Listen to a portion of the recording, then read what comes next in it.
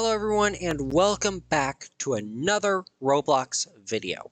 So sorry I've been having trouble uploading, just things have kept coming up, power outages and a funeral, but I am getting back into my normal upload schedule, so yeah, I'm trying to get back into doing one video a week like normal. So yeah, sorry about that. So yeah. Let's get into the video. Have you ever wanted to play Blox Fruits, but using abilities from other anime? Well, have I got the game for you. Because this game is pretty much Blox Fruits. Welcome to Anime Spirits. This game is pretty much exactly like Blox Fruits. However, instead of just One Piece related devil fruits and abilities, you've got abilities from Naruto as well, Dragon Ball, Jujutsu Kaisen, that time I reincarnated as a slime, solo leveling, One Punch Man, and whatever anime this guy's from.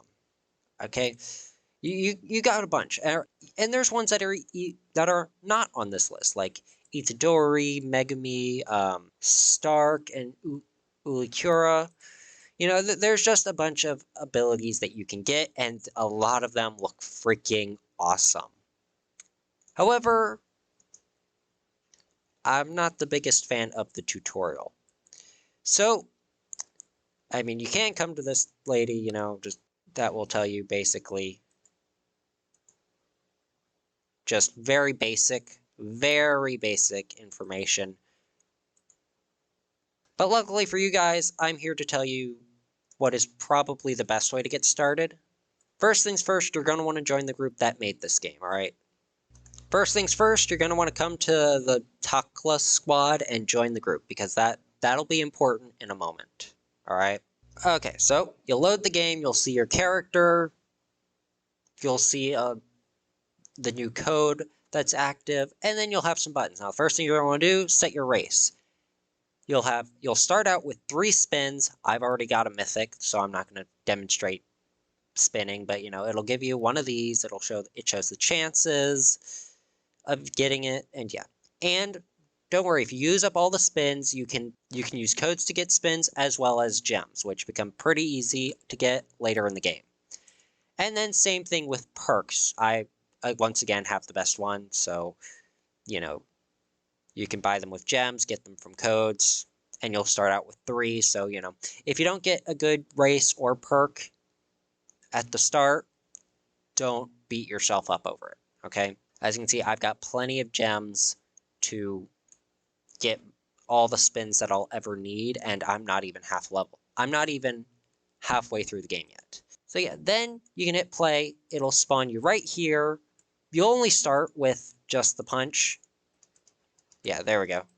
It'll start with just your melee. You won't have any of this other stuff unless you have the demon slime or another perk or another clan, Uzumaki clan, I think, or something along those lines. That also gives you the flight ability, but yeah. Yeah, flight ability is pretty good, pretty useful. But you get that from your race, okay? Also, if you've got one of the perks that gives you an ability, you can find that in this backpack here. Alright, I've got the Ultra Instinct perk, so, you know, it gives me this. I can just press that. Alright, it won't be here. We'll talk more on specializations in a minute, but, you know, in order to equip it, you just click on it, you press that, and then it will equip it in J. It'll equip it to your J slot, okay? So, yeah, you'll be in the game, you'll have, like I said, if you don't have those, don't beat yourself up over it. You can eventually get perks, better perks and races later on. So over here, you got Souls Dealer. You can buy souls for 25,000 apiece. It'll give you a random one. Gives you the rarity. All right. You got the tutorial, you know, basic tutorial. I already showed you that one. You can buy a sword from this guy. I would not recommend it because it's not that valuable of a weapon. You can reset your soul if you have one equipped here. Just talk to him, for 150 gems, he'll reset your soul. I'm not going to do that because I have the one I want. You can reset your stats with that guy. And then you can use Robux to buy a soul from this guy. Alright? Now, he actually gives a better drop rate for, like, mythicals and stuff, so, yeah, you'll have a better chance of getting mythicals from this guy than the other guy. So, yeah. And then, over here, the group rewards chest. Join the group, it says daily reward gems, but every single time it gives it to you, it gives you a soul. I've never gotten a good soul from it, but you might get lucky. Alright, I don't need this, though. I mean, it's a low tier. As you can see, the Sarka, it's a common. Now, you might think, okay, Quest Giver 1, that's where I start next. Nope, there's still a little bit more you can do. Talk to this guy. He'll sell you a pet for free. Now, I've already got a starter pet. It is a free pet. I went with the cat, because I'm a cat person, but dogs are fine. But anyway, it'll auto-equip your pet. Now, the cat gives you a boost to your strength stat, which if you open your menu, you can see your stats. You got strength, defense, weapon, and soul. The cat will give you plus 50 to your strength stat right off the bat, which, when you first start the game, that is a big boost because you won't have anything in your stats. So yeah, the cat, I don't know if the dog does the same thing, but I think it does. So, yeah. Definitely plus 50 to your strength stat once you got your pet. Now, I'll see if I can find any on... there's one. Now, you can find fruit on the ground, alright? Pineapples, you can also find apples and bananas. If you walk into them, it'll give your pet experience, alright? And the more you level your pet up, the better the effect that the pet has. Now, you can start doing quests, but there's one thing you should know about this game that I didn't realize until later. This game does not tell you when you're ready for your next quest. So, like, for example, when you just start the game, you'll be ready for Quest Giver 1, which is to kill all these bandits, but it won't tell you when you're ready for Quest Giver 2. So what you're going to need to do is go over to Quest Giver 2 and talk to them. And if you're not high enough level, it will say, you cannot do this quest until you are level so-and-so, for whatever quest you're trying to get. Alright? Now, I'm a little bit higher than the level I need to do this, so it won't say it for me, but when you start, what I'd highly recommend doing is right before you start Quest Giver 1's quest, go over to Quest Giver 2, figure out what level you need to be to do his quest, and then go back to Quest Giver 1, get her quest, and then start grinding levels, repeating the quest until you're ready until you're the level that he said you needed to be. And then once you're ready for that quest, you go over to Quest Giver 3, which is up here, and then see what level he wants you to be. Alright? And then once you're ready, and then go back and do Quest Giver 2, and then once you're ready for Quest Giver 3, go over to Quest Giver 4 and figure out what level you need to be for him, and then so on and so forth. Now, he is the last quest giver on the island, but, that is how you should do, that is how I would recommend doing, getting quests for each island. Now, here's how you tell when you're ready for the next island. You can go over to menu, click on map, and it will bring up a map which will show each island in this sea, and it will tell you what level you need to be for the island. So, you got Island 1, the starter island that we're at currently, which is this one. And then your next island will be the Jungle Island, which is up here. However, the map is misleading, alright? According to this map, that island straight ahead, our next island is that way. However, that island right there, because this is the dock. As you can see, right here is the dock. So, according to this map, that island right there is the level 90 island. Alright, the desert island that it was showing. But that isn't true. That's the next island you need to get to. Alright? So the map is somewhat misleading. The way you fix that is by buying an island tracker, alright? Let's say, you beat all the quests here, and you're level 45, you're ready for the jungle island. You'd come over to this guy, get the island seller, alright? As you can see, 2,500 gold. You buy it. I already bought it. And then, click on it. It'll give you a list of each island and what level you need to be to start the quests for that island. You can go to any island at any level, right? So, you could be level 1 and you could be level 45, but still sail all the way to Shibuya Incident, all right? It'll tell you where it is. All right, and the way it does so is it'll put an exclamation point right where that island is at. The Marine Island. Marine Island's right there. Shibuya Incident, which is pretty far. As you can see, the exclamation point is right there. You just have to keep an eye out for where it's at. So yeah, that is the island tracker. You can also buy a fishing rod, but that's honestly not too important. It mostly just gives you fish to level up your pet. This is another guy you should talk to. The Geppo trainer, right? If you have 10,000 gold, you can buy Geppo from him, which is basically just multi-jump if you're not a One Piece. If you're not familiar with One Piece terminology, it is multi-jump, okay? 10,000 gold. And if you want to get an upgraded fighting style, Wanji over here will sell that. Alright, as you can see, just go over, equip Blackleg, and there we go. We now have Blackleg. Now, this would be a good time to talk about abilities, like multiple abilities. You probably won't have enough money to get Blackleg for when you're ready to leave this island. You probably won't have 200,000 gold unless you're using some Robux. But yeah, as you can see, there's numbers next to each of these moves. That's basically what stat you need to have in order to use that. So since this is melee, it would go based off strength. So you would need 150 strength in order to use Diable Jambe, 50 kick to use Concassier, 75 strength to use Spectre, and 115 strength to use Party Table Kick. You'd have your kicking ability, which is just that. Then you would have Antimatter Kick, which looks to be an area of effect attack. We'll see.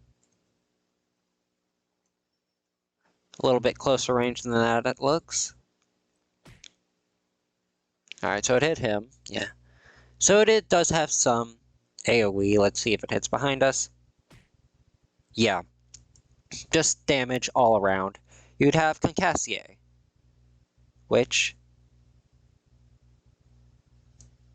basically causes you to jump up and you land wherever your mouse is at. So I could just do that and land right down on top of him. It does look a little bit laggy.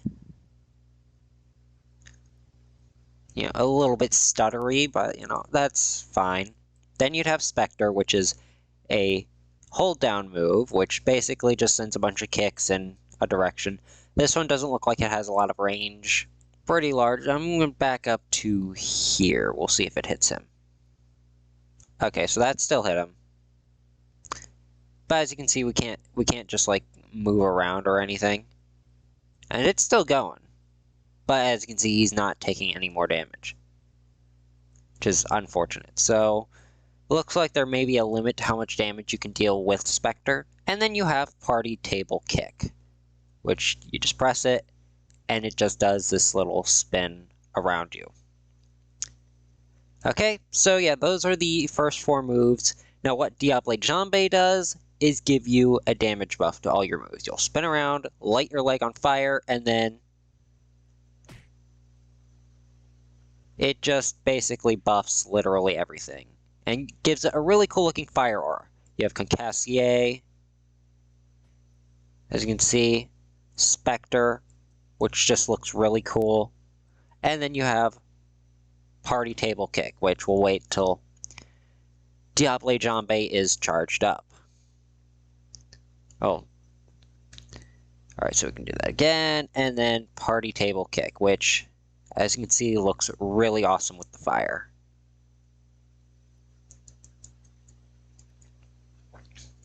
My question is, though, does party table kick last? Okay, no, it does not last longer depending on how long you hold it, unfortunately. So yeah, that is the moves for Blackleg. Doesn't look like it's the best in the game, but it is the starter island fighting style that you can buy. It is a fighting style that you can buy here at the starter island, so I wouldn't imagine it to be like super impressive, overpowered, or anything. So yeah. So just go ahead, buy a boat. You can get the rowboat for free. We have to go to the next island, Monkey Island. Everyone just calls it Jungle. You could just sail straight ahead, as you can see, it's right here. Or unless you have flight. If you have flight, you can just fly right to it. Makes it a whole lot easier, but if you don't have flight, just buy a boat. Would not recommend using the big boat early on, just use the rowboat until you got a lot of gold to spare. Anyway, you can fly over, or you can just head over here. What you're going to want to do now is come to this guy. Always set your spawn when you get to an island if you plan on being there for more than just 2 seconds, alright? You can also find chests. Chests give you a little bit of gold. Alright, and then you can just go ahead and, more fruit, do more quests. And yeah, basically the quest thing, just keep doing that as you get to each island. Now, let's talk more about specializations, alright? You can find trainers all over the place. This guy will teach armament hockey, which I would show it, but it literally doesn't have any kind of... It's supposed to give your fist, like, black, the hockey look and stuff, and it's supposed to give your weapons the hockey look, but it doesn't do that for me. It literally only gives me the increased damage for some reason, so yeah, that's unfortunate, but little texture bug. Roblox games hate me, alright?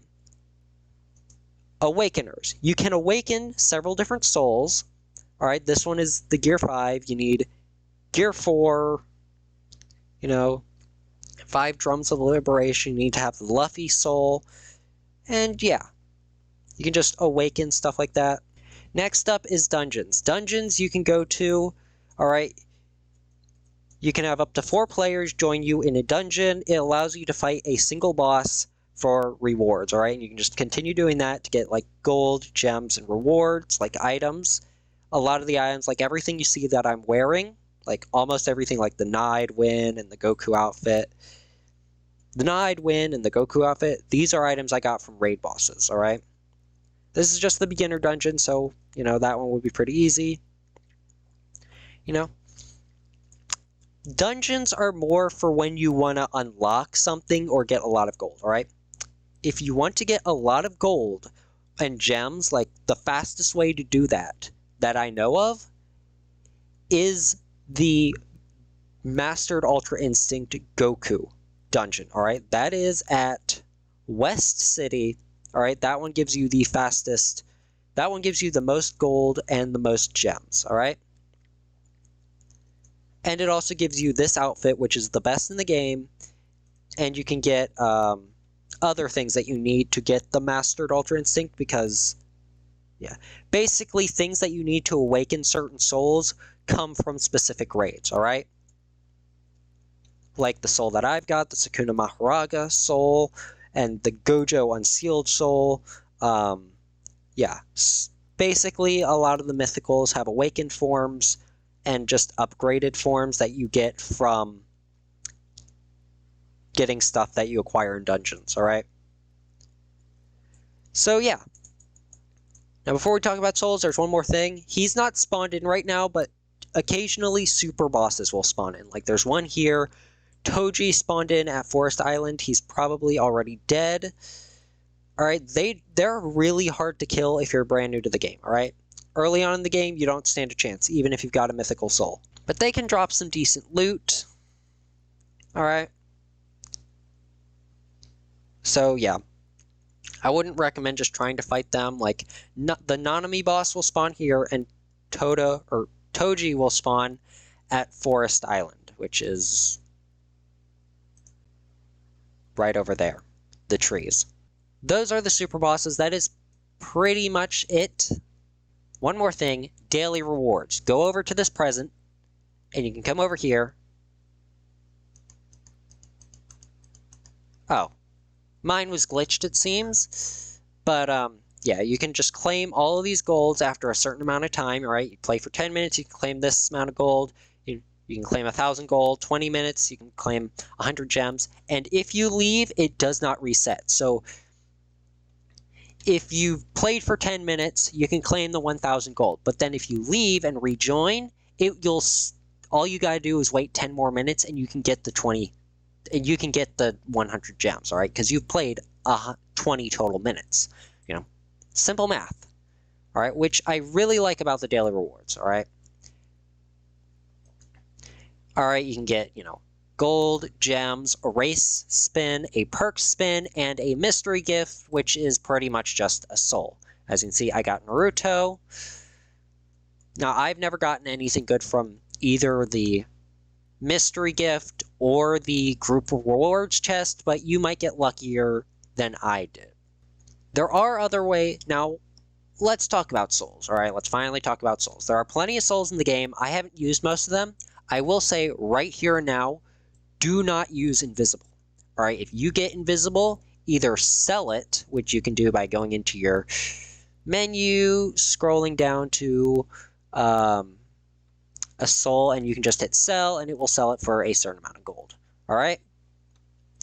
Definitely sell invisible. Do not use it. It gives you one ability, which turns you invisible, which in the beginning of the game is absolutely useless. It might, maybe, just maybe, will come slightly in handy if you're a late game player, you have a lot of stats, you got a good fighting style or a good melee. You might be able to use invisibility to get the drop on your enemy, but yeah, early game, it's absolutely useless because you're not going to be doing much PvP, and it does not work at all against NPCs. All right, because as you can see, I'm walking all around this guy. Like, he's not going to touch me, okay? And if I used invisibility and punched him, he would just follow me around no matter where I went. All right? He can basically track me through his invisibility because pathfinding. All right? So yeah, invisibility is the only one I would say is truly not worth using at all. And even if you are a late game player, there are so many abilities that hit over an area of effect. Invisibility will not help you in the slightest. So yeah, so let's look at the ones that I know are good, all right? I haven't used many of them. Gilgamesh is a good one for starters, all right? It's got a lot of area of effect. Basically just see that direction?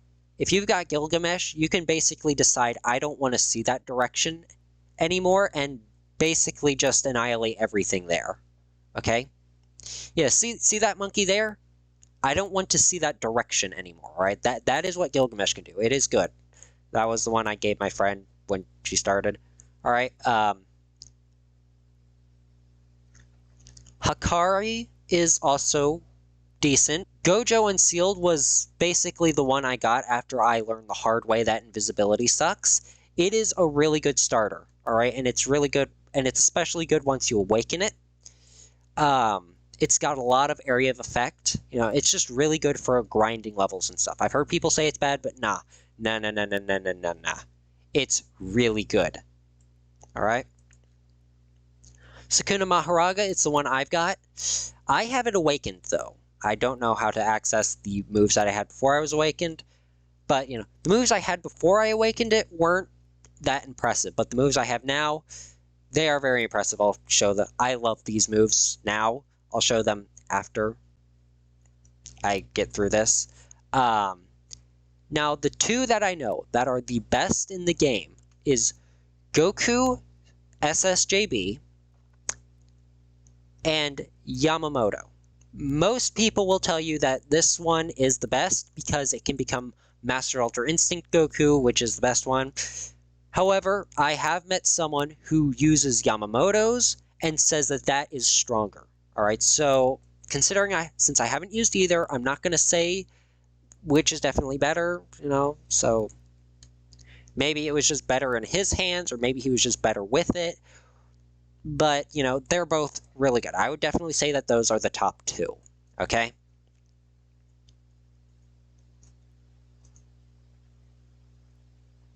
So, yeah.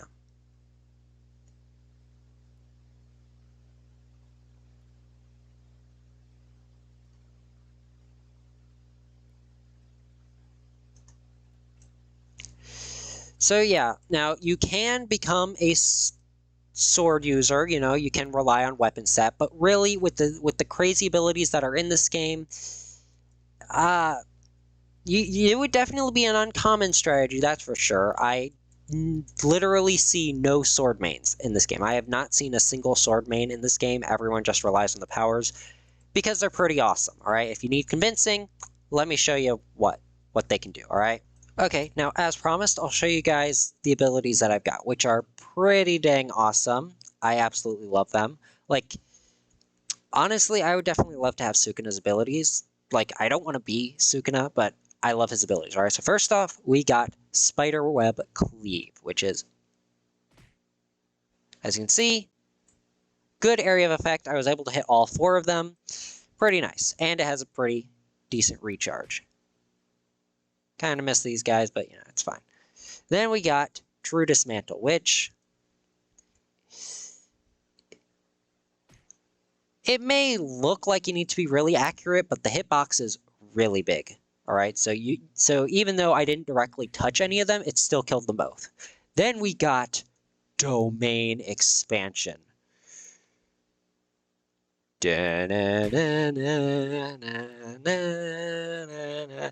All right, that lasts for a minute, and it keeps enemies stunned while they're inside of it. Can't really display that here, but yeah.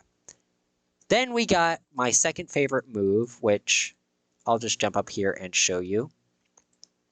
Enhanced Fire Arrow. Which, as you can see, you didn't even get a good look at it, all right? That looked big, but my god, you have no idea. I'm going to use it at a really big distance, all right? Take 2, let's go. As you can see, it just goes up, and the area of effect is absolutely huge, as I will demonstrate down here. It just covered this entire freaking area. It is freaking awesome. Oh, there's Toji Boss, once again. Then we have Heian Form, which basically just gives me a damage buff and gives me Sukuna's Heian Form. Pretty neat. And then we've got Maharaga Slash, which is my favorite because of how it's basically the coolest looking one in my own opinion, right? Summons Maharaga, which, oh my gosh, look at that slash. That is freaking awesome.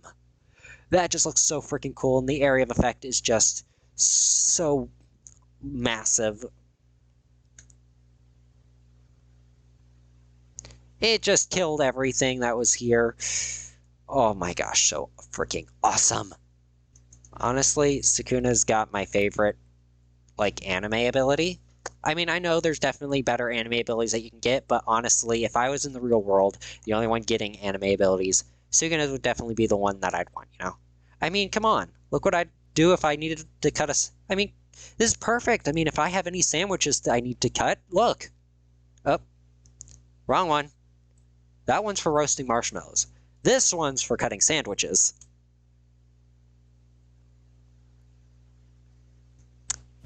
A lot of these abilities are cool. And this is just one soul. There are so many souls in this game. And there are ones that aren't even listed here in the permanent souls. All right? There are so many good souls in this game that are really awesome to use and feel really awesome to use. But yeah. Anyway, so yeah, I would definitely recommend picking this game up. It's also 1,000% less toxic than Bloxers. There's still some toxic players on this game, but far less toxic. Most of the mythical souls that I've actually gotten on my hands on were given to me for free. Yeah, people give souls for free. That's not uncommon. This one I had to get manually, but Gojo Unsealed, I said I started out with that one. That one was given to me for free because I was a starter. Gilgamesh, yeah, again, another free one. So yeah, definitely a game worth playing, alright? I think I will call it here. So if you've enjoyed or this has helped you in any way, if you decide to pick up the game, then please be sure to leave a like and hit subscribe, as both of those always help out the channel. And yeah, with that, my friends, sayonara.